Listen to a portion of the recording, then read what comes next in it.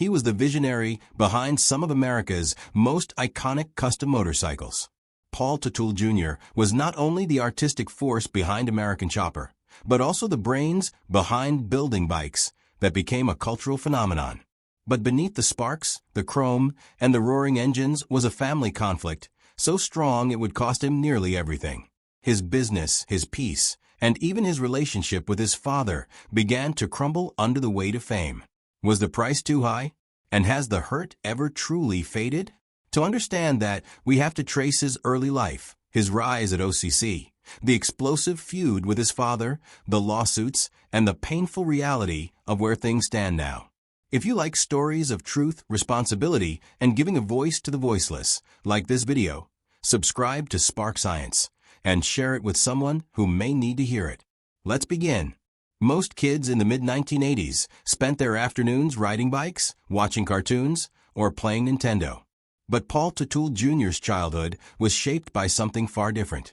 At just 12 years old, while his peers traded baseball cards, Paul Jr. pushed a broom across the oil-soaked floors of Orange County Ironworks, his father's fabrication shop.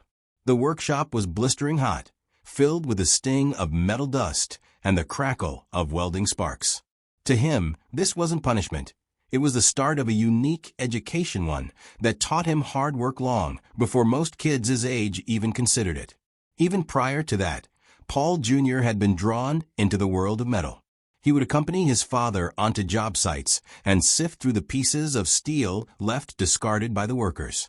Where others saw garbage, he saw opportunity.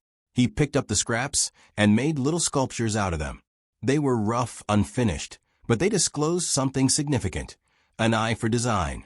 In his small hands, cold steel turned into art. Those small creations revealed a sense that there was more to this young mind than meets the eye and ability to take raw material and turn it into meaning. By the time Paul Jr. was 14, he had moved far beyond sweeping floors.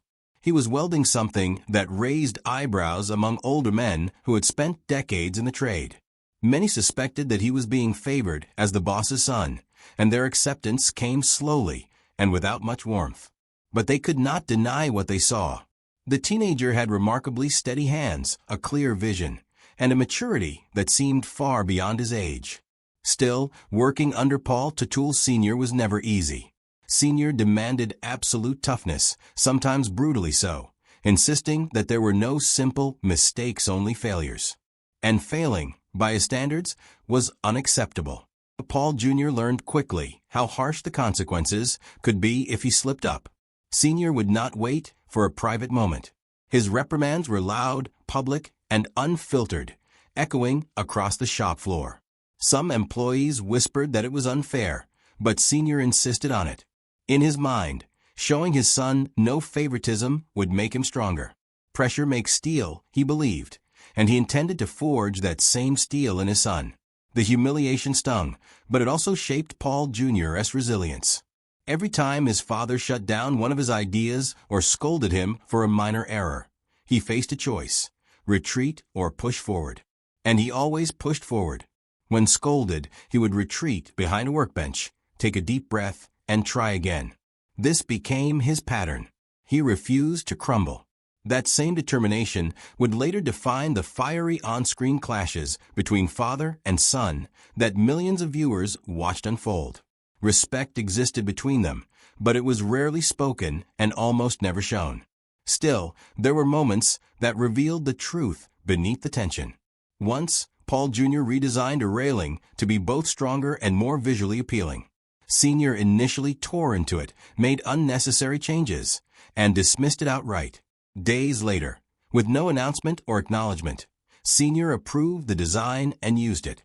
This was one of those silent recognitions that spoke volumes beyond praise. A small victory, perhaps, but to Paul Jr. it meant everything.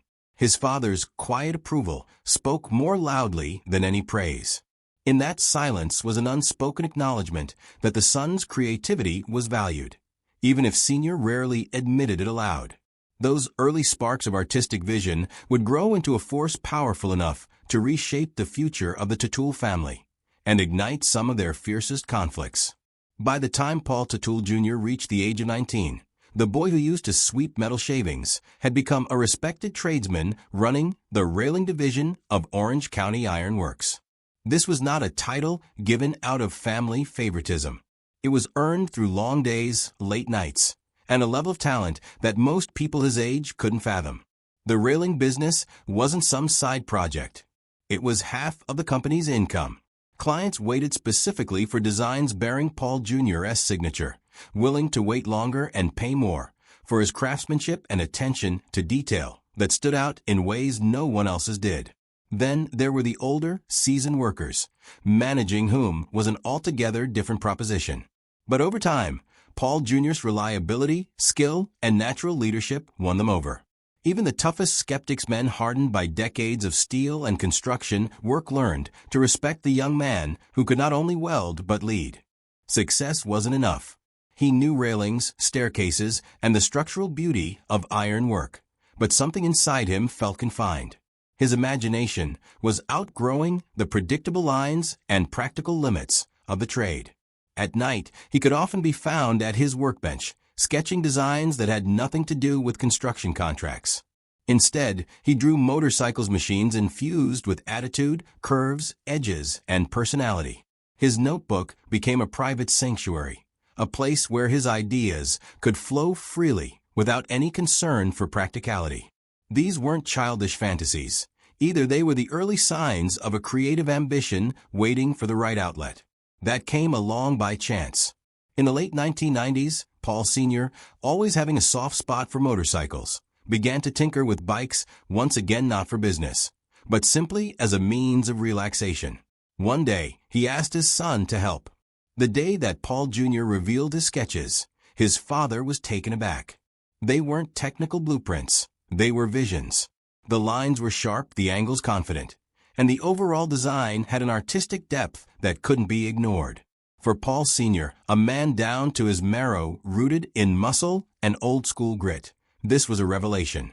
After years of working side by side in the iron shop, more often at odds with each other than in sync, they had finally found something that united them. With motorcycles, father and son could merge their strongest qualities. Senior brought strength, discipline, and tradition. Junior brought artistry, detail, and imagination. Together, they were creating something neither could have achieved alone. This partnership laid the groundwork for what would become one of America's most legendary custom motorcycle shops. And in 1999, Orange County Choppers was born. About $175,000 in seed capital was scraped together from the earnings of Orange County Iron Works to start the new venture. But ownership was not evenly split. Paul Sr. held 80%, while Paul Jr. got 20%. Neither one cared at the time.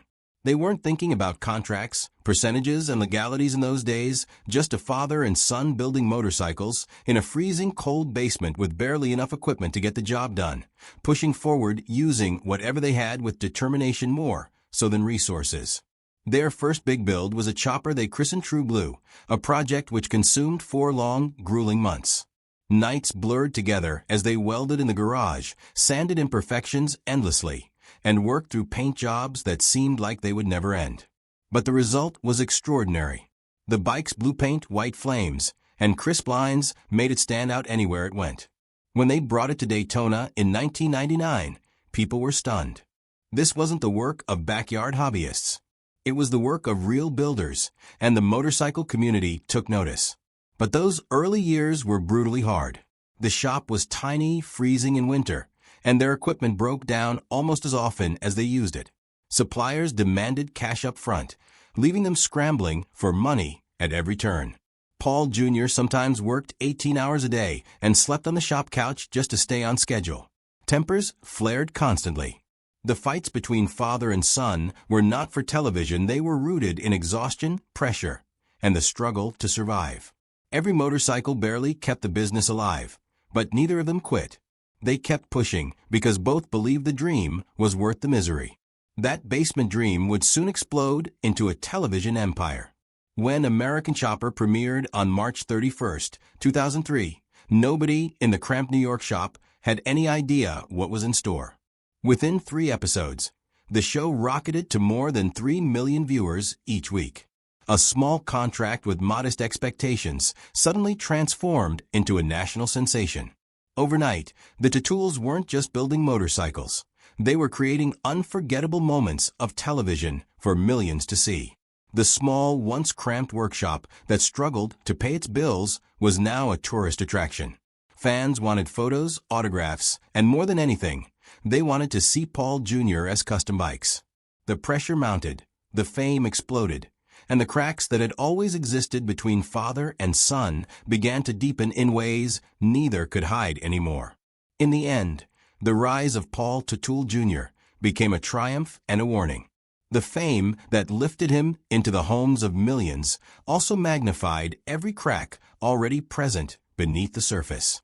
What had started with a frozen basement dream grew into a cultural force, but its cost was measured not in dollars or ratings, it was measured in bruised bonds, sleepless nights, and a family pushed to its breaking point.